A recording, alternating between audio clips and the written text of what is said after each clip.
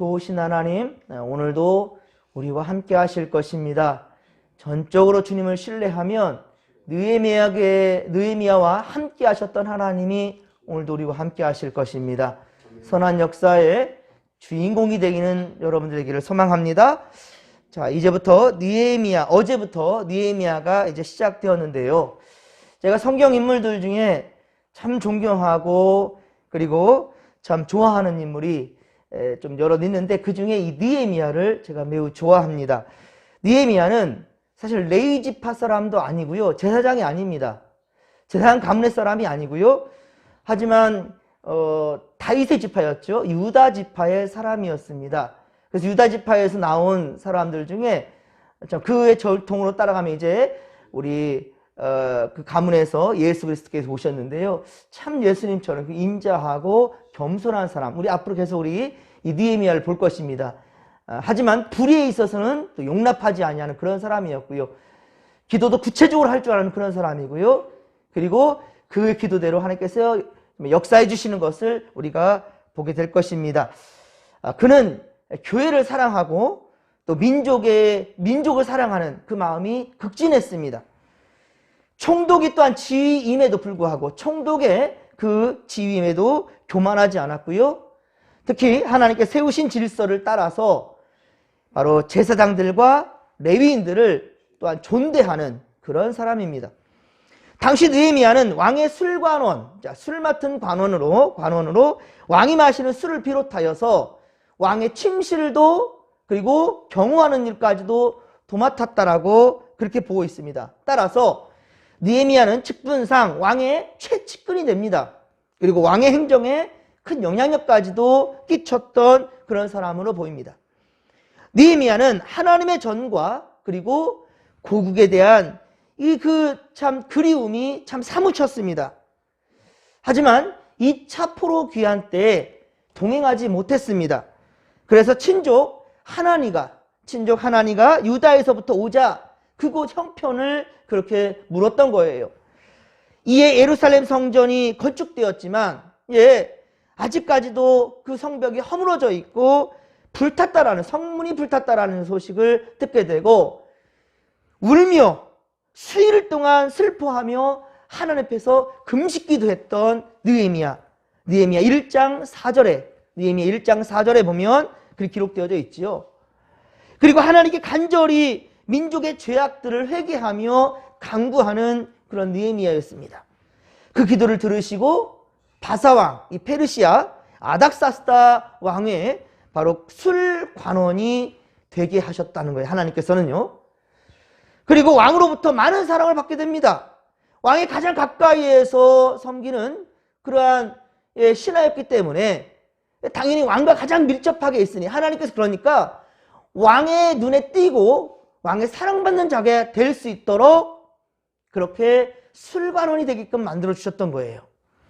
오늘 보면 느헤미야 2장 1절에 보면 아닥사스다 왕 20년, 이 20년 즉 주전 445년이 됩니다. 예수님 오시기 전 445년의 전의 역사입니다. 이때 니산월이라고 했는데 이 니산월은 바로 1월입니다. 연초를 말하고 있어요. 느헤미야는 왕 앞에서 포도주를 그렇게 드렸습니다. 왕은 느헤미야의 얼굴빛을 봅니다. 왕이 느헤미야 얼굴빛을 보니까 그리고 왕이 말합니다. 2절입니다. 야, 네가 너에게 병이 없거늘 어찌하여 얼굴에 수색이 있느냐? 이는 필연 내 마음에 근심이 있는구나 라고 왕이 그 빛을 보고 얼굴빛을 보고 아는 거예요. 그때 느헤미야는 크게 두려워합니다. 사실 이 시대는 왕 앞에서 개인 감정을 드러낼 수가 없습니다. 절대로 그래서는 안 되는 거예요. 3절에 보면 느헤미야 근데 어떻습니까? 감히 자신의 마음을 왕 앞에 드러냅니다. 아파도 아픈 채를 하면 안 되는 것이 이 시대였는데 그런데 그것도 종된 신분으로 이렇게 바벨로 끌려왔던 그 사람들의 민족인데 감히 어떻게 이 왕 앞에서 자기의 마음을 드러낼 수 있겠냐는 거예요. 그리고 뭐라고 말합니까? 왕은 만세술을 하옵소서 내 조상들의 묘실이 있는 성읍이 이제까지 황폐하고 성문이 불탔사오니 내가 어찌 얼굴에 수색이 없사오리까 라고 말하는 거예요. 이런 말은 목숨 건 말입니다. 예. 그러나 하나님은 느헤미야의 진심을 받아들였고 왕의 마음은 그렇게 움직이기 시작합니다. 이 하나님의 역사인 거죠.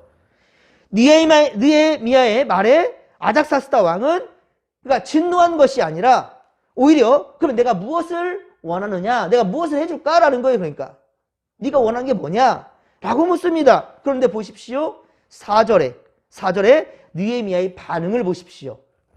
먼저 하나님, 하늘의 하나님께 묵도하였다라고 얘기하고 있죠. 왕이 너가 무엇을 필요하느냐? 네가 무엇을 원하느냐? 라고 물었더니 느헤미야는 먼저 하나님께 묵도했다라는 거예요. 여러분, 이 말이 오늘 매우 중요한 키포인트입니다. 이 부분을 꼭 체크하십시오. 매우 중요한 부분이에요. 정말 이게 가당키나 한 말입니까? 묵도했답니다.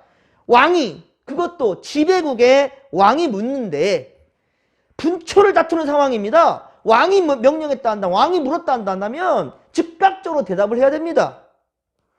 그런데 어떻게 묵도를 한단 말입니까? 느헤미야 입장에서야 하나님의 뜻을 묻는 참 믿음의 모습일 수 있겠지만은 지금 이러면 안 되는 거니까 안 되는 상황이라니까요. 믿음 없는 이방왕 아닥사스다 왕은 믿음이 없어요. 이스라엘 왕이 아니랍니다. 아니라니까요. 이스라엘 왕들도 그렇게 하나님 앞에 범죄하고 우상을 숭배하여서 결국은 바벨론 포로 생활이 이 시대가 열리지 않았습니까? 누구 때문에? 이스라엘 왕들이고요. 그 민족들이 했어요. 지도자들이었습니다. 그런데 믿음이 없는 이방왕, 바로 아닥사스다 입장에서는 지금 즉답을 하지 않고 딴 생각을 하고 있다는 거예요. 그렇게밖에 보일 수가 없는 거죠. 왕이 지금 물었는데 즉답을 하지 않고 하늘 쳐다보고 지금 뭔 짓 하는 거예요? 이건 말도 안 되는 겁니다. 이거는 지금 목숨이 지금 몇 개 달렸나요? 죽고 싶어 환장하고 하지 않고서야 어떻게 이런 행동을 할 수 있냐는 거예요. 그러나 느헤미야는 어떻습니까? 모든 행동에 있어 먼저 하나님의 뜻을 구하는 그것을 삶의 우선순위로 삼았다라는 거예요. 집사님 왜 주일에 안 보였습니까? 이런저런 일이 있었어요. 어느 누구에게 물어보면은 지금이 어떤 시국인데 나 이런 상황이에요. 저런 상황이에요. 항상 세상의 것을 먼저 얘기합니다. 세상의 것을 먼저 얘기하는데 지금 보십시오. 느헤미야는 왕이 물었는데 잠깐만요. 내가 하나님께 물어볼게요. 이게 말이 됩니까? 하나님께 먼저 묵상했답니다. 하나님의 말씀을 듣기 위해서. 그러니까 우리 믿는 자들에게 우선순위가 하나님 앞에 예배하는 것이 삶의 우선순위가 되어야 된다는 것을 오늘 말씀을 통해서 다시 한번 깨닫게 되는 거예요. 여러분들 분명히 아십시오. 하나님 앞에 예배하는 것이 우리 삶의 우선순위가 되어야 된다는 것. 그러면 하나님이 책임지십니다. 할렐루야. 하나님이 책임지신다는 거예요. 그러한 여러분들이 영적인 경험을 꼭 할 수 있기를 바랍니다. 느헤미야는 모든 행동에 있어서 하나님의 뜻을 구함이 우선순위였다라는 거예요. 그리고 느헤미야는 솔직한 자기의 그 신앙 고백을 합니다. 그리고 소원까지 말합니다. 5절. 자, 오늘 5절 말씀을 같이 한번 읽겠습니다. 왕에게 아뢰되 왕이 만일 좋게 여기시고 종이 왕의 목전에서 은혜를 얻었사오면 나를 유다 땅 나의 조상들의 묘실이 있는 성읍에 보내어 그 성을 건축하게 하옵소서 하였는데 아멘. 그렇습니다. 하나님께서는요 느헤미야를 통해 성을 건축할 그 사명을 주셨다라는 거예요. 구체적으로 말한다면 성은 이미 1차 포로기 때 건축되었습니다. 1차 포로기 때. 자, 그러면 여기서 말하는 성이라는 건 뭔가? 성곽을 의미하는 거예요. 성벽. 성벽이 무너져 있고 성문도 불타 있는 상황이에요, 지금. 그래서 느헤미야는 울면서 슬피 울면서 금식 기도하면서 그렇게 하나님께 간구하고 기도하였더니 하나님은 그를 술관원장, 바로 아닥사스다 왕 가장 가까이에서 섬기는 그런 신하가 되게 하셨고 결국은 그 슬픈 빛을 보이면서 아닥사스다 왕은 너에게 무엇이 필요하느냐? 같이 있으면서 이 진실함을 받던 거죠. 진국을 받던 거죠. 느헤미야의 진실된 마음을 봤던 거죠. 좋아하게 되는 거예요. 그러니까 야 네가 무엇이 필요한 거냐? 라고 묻기까지 하였고 그는 그대로 하나님께 묵상하고 하나님의 뜻을 구하는 그런 모습까지 지금 보여진 것이라 할 수 있겠습니다. 그렇습니다. 그런데 뜻밖의 왕의 지금 반응은 이렇게 좋았던 거예요. 그렇게 하나님께서는 역사하신 것이지요. 하나님께서 고레스와 그리고 다리오에 이어서 이렇게 아닥사스다 왕의 마음까지 하나님은 움직인 거죠. 이처럼 하나님은 인생의 주관자이심을 여러분들 믿으시기 바랍니다. 그러므로 우리는 전능하신 하나님 앞에 어떻게 됩니까? 겸손해야 됩니다. 하나님 앞에 겸손하십시오. 왕은 느헤미야를 참 좋아하는 것 같습니다. 그러니까 이렇게 같이 가까이 지내면서 왕은 이제 느헤미야를 참 좋아하게 된 것 같아요. 그러니 6절에 보면 이렇게 말하죠. 내가 몇 날에 다녀올 길이며 어느 때에 어때요? 돌아오겠느냐. 어느 때에 돌아오겠느냐. 자기가 왕이에요. 너 갔다 온다고 좋아한다 칩시다. 그러면 그래 너 이날 갔다가 이날까지 돌아와라. 왕은 명령하면 되는 거예요. 예, 왕이 아닥사스다 왕이 느헤미야에게 명령하면 되는 거예요. 너 그러면은 언제까지 돌아와? 라고 명령하면 될 것을 뭐라고 합니까? 내가 몇 날에 돌아올 길이며 어느 때 돌아오겠느냐. 오히려 느헤미야에게 선택권을 주고 있습니다. 알겠습니까? 이게 하나님의 역사라는 거예요. 아직 예루살렘으로 가지도 않았습니다. 그런데 언제 돌아올 거냐라고 이렇게 물을 정도로 느헤미야가 너무 좋은 거예요. 그냥 같이 끼고 싶은 거예요. 끼고 싶은 거예요. 예. 그러나 느헤미야는 예루살렘으로 돌아가는 왕의 허락으로 만족하지 않습니다. 이것만 해도 참 감사할 일인데 그것을 만족하지 않아요? 더 많은 것을 요구합니다. 예. 참 배짱 있지요? 여러분들도 세상 앞에 당당하십시오. 예. 세상 앞에 당당하십시오. 기한도 자신이 정하겠으며 강서쪽 이 총독들, 즉 사마리아에 있는 총독들이 성전 건축할 때 방해를 했거든요. 그래서 14년이나 그렇게 정지되었던 것도 이제 느헤미야는 알고 있다라는 거예요. 그러니까 이번에는 아주 확실하게 합니다. 예. 왕께 부탁하여 조서를 미리 내려서 느헤미야를 용납하고 7절의 말씀입니다. 남유다까지 잘 도착할 수 있도록 그렇게 안정장치를 지금 만들어내는 거예요.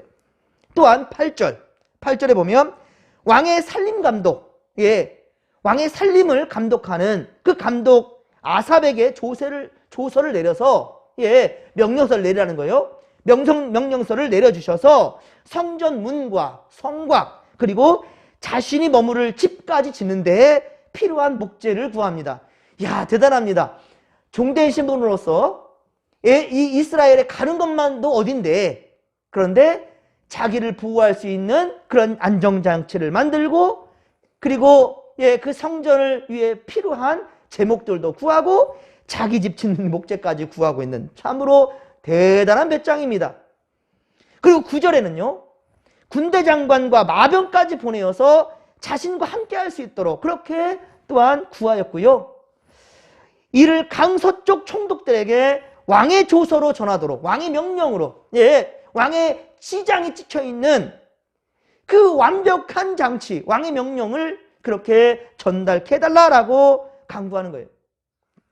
보내주는 것도 어딘데, 예, 보내주는 것도 어딘데 그것도 감히 종의 신분으로서 아주 뻔뻔할 정도로 당돌한 요구를 지금 하고 있는 겁니다. 하지만 느헤미야는 아주 분명한 믿음이 있었습니다. 예, 이것 또한 매우 중요한 부분입니다. 8절 하반절을 함께 읽겠습니다. 내 하나님부터 시작. 내 하나님의 선한 손이 나를 도우심으로 왕이 허락하고 아멘. 아시겠습니까? 느헤미야는 확실한 신앙이 있었습니다. 내 하나님의 선한 손이 나를 도와주신다라는 거예요. 내가 지금 내 인간의 욕심으로 얘기하는 것이 아니라 내 하나님께서 선한 손이 나를 도와주신다. 이런 고백이 있었다는 거예요. 그렇습니다. 느헤미야는 하나님의 든든한 백이 있었던 거예요. 예, 그 백을 믿고 하나님을 의지했기 때문에 이렇게 당당할 수 있는 거예요. 여러분들도 오늘 하나님의 선한 손이 여러분과 함께 할 것입니다. 오늘 특별히 제가 안수기도 할 때에도 여러분, 하나님의 선한 손이 나와 함께 하는구나. 하나님의 선한 역사에 나를 동참케 하는구나. 내가 하나님께 간구할 때 하나님 반드시 응답해 주실 것이구나. 누구처럼? 이 느헤미야처럼 이러한 담대한 마음으로 이 하루를 살아갈 수 있기를 주님의 명하절에 축원합니다. 사랑하는 성도 여러분, 우리도 하나님의 택한 받은 자녀라는 사실을 믿으시기 바랍니다. 이 고백이 확실하다면 우리는 더 이상 세상에 주눅들 이유가 없다라는 거예요. 우리도 느헤미야처럼 항상 당당하십시다. 그러면 하나님이 공급해 주시는 선한 손길들의 도움을 받게 될 줄로 믿으시기 바랍니다. 그리고 여러분, 느헤미야의 기도를 한번 보십시오. 얼마나 구체적입니까? 예. 느헤미야 1장 11절에 하나님께 기도할 때 오늘 종이 형통하여 이 사람 앞에서 은혜를 입게 하옵소서. 여기 잘 보십시오. 느헤미야 1장 11절도 꼭 체크하시고 잘 봐야 됩니다. 여기 보면 자신을 뭐라고 표현했어요? 하나님의 종이라. 자신을 낮춥니다. 나는 하나님의 종이야. 종. 예. 종은 자신의 권한이 없는 거예요. 종이라. 근데 누구 종? 하나님의 종이에요. 예.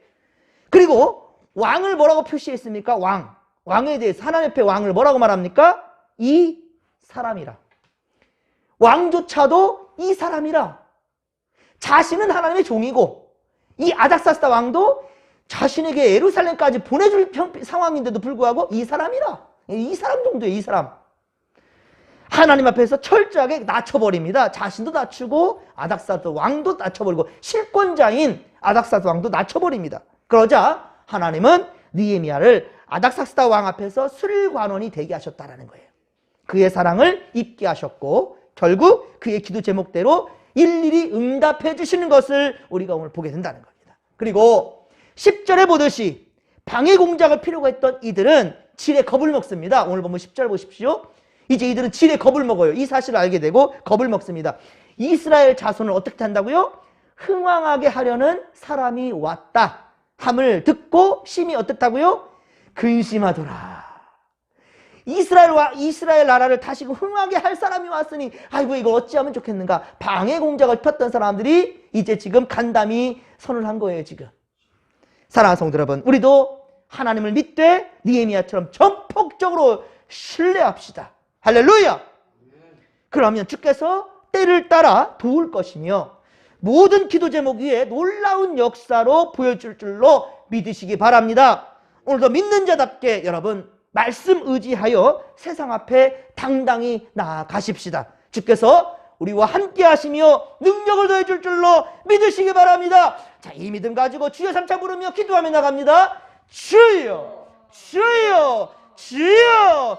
살아계신 하나님 아버지 고맙고 감사를 드립니다. 오늘도 주님 말 의지하며 나아가겠습니다. 느헤미야처럼 철저하게 주의 도우신 말을 믿고 나아가겠습니다. 나를 낮추고 오직 주님을 아버지 높여드리겠습니다. 주여 우리와 함께 하시고 우리를 통해서 선한 역사를 이루어 주시옵소서. 함께하여 주옵소서.